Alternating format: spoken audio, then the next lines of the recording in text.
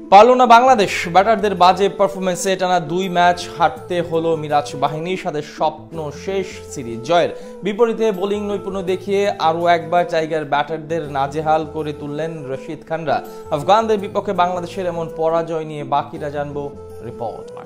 দলের একাদশে 11 জন, আর সেই 11 জনের 11 জনই ব্যাটিং করেছে, তাও আবার খুব বেশি ওভার পর্যন্ত খেলতে হয়নি।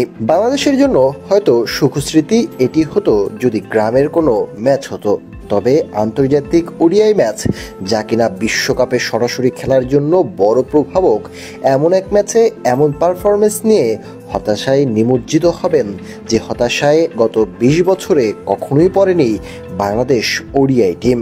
50 ওভারের ম্যাচ, 300টি বল, রান প্রয়োজন ছিল 191। দীর্ঘ ব্যাটিং লাইন আপ, সেখানে অন্তত 9 জন ব্যাটার, সেই 9 জন মিলে করতে পারবেন 191, এমনটি তো প্রত্যাশা করাই যায়। ভক্তরা তাই আশাও বেঁধেছিলেন অনেক করে, কিন্তু যেই লাউ সেই গরু। দীর্ঘদিনের ব্যর্থতা আরও একবার ফুটে উঠল আজও ম্যাচে। এই ম্যাচ নিয়ে চলতি বছরে এখন পর্যন্ত 7 ম্যাচ ওডিআই খেলেছে, 7 ম্যাচের 6টিতেই হেরেছে টাইগাররা।